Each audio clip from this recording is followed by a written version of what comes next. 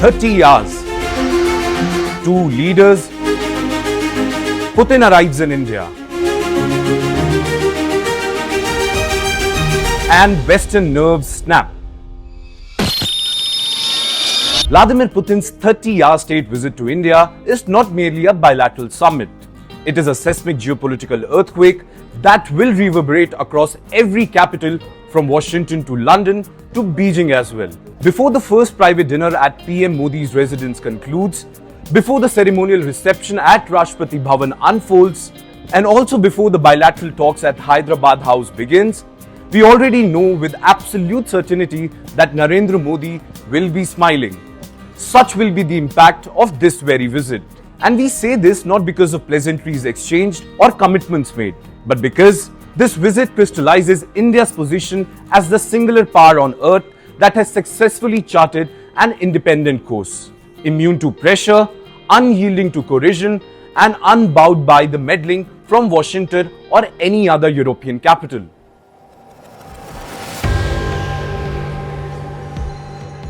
Well, this summit arrived despite Trump's warning to India about deepening ties with Russia. Seems like Trump's caution have fallen on deaf ears, not out of disrespect, but out of strategic conviction.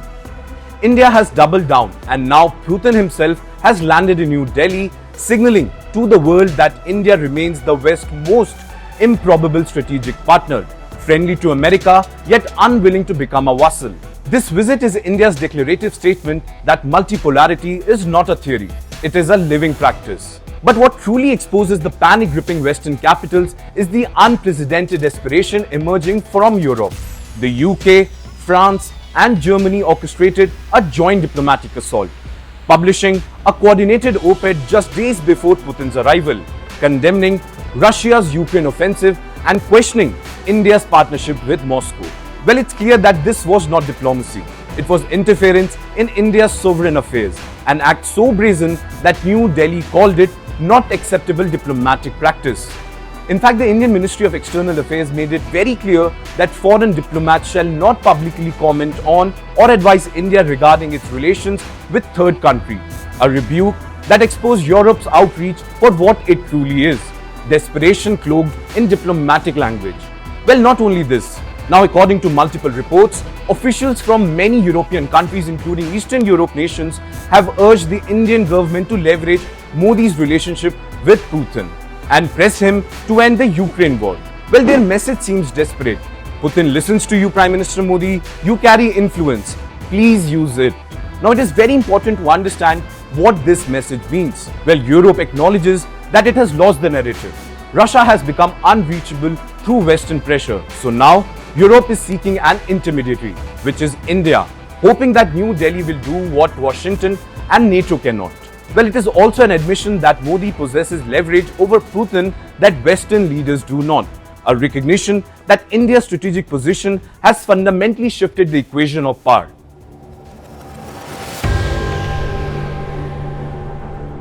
Well, the timing of this visit cannot be understated. Just few months ago, Modi and Putin met at the SCO summit in Tianjin, China. Each and every nation across the globe saw what unfolded there. The friendship, the rapid, the synchronized positionings of India and Russia within an emerging bloc challenging Western hegemony. Now, many would say that was a multilateral setting. China was the host, and the visuals, though powerful, remained diluted by the presence of other nations. Now, with Putin arriving in New Delhi for a bilateral state visit, transforms the optics entirely. India becomes not just a participant in the new world order, but its architectural anchor. Modi hosting Putin in Delhi, hosting a great power on its own terms, on its own soil, with all the ceremonial grandeur that underscores India's dominant position within the emerging multipolar structure.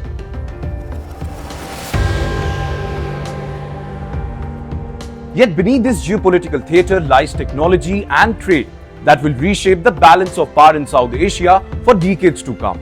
The S-400 has already proven its mettle during Operation Sindoor, delivering battlefield-tested air superiority and becoming integral to India's layered defense architecture. But Russia's new offering, the S-500, represents a quantum leap that will fundamentally alter India's strategic posture. Well, not only the defense deals, but Putin arrives with Russia's oil company executives. Well, this comprehensive delegation signals that the Russia-India partnership will be insulated from Western sanctions, an architecture designed to ensure that no third country can exert leverage over this very partnership. When this visit concludes, Modi indeed will be smiling, and not just diplomatically, but strategically too, because India will have demonstrated to Washington, Brussels, Beijing, and every nation watching that it remains the master of its own destiny. It will also signal that American warnings carry no weight, European pressure is ineffective, and that India's strategic partnership with Russia is not a liability but a badge of autonomy in a world desperately seeking alternatives to unipolarity.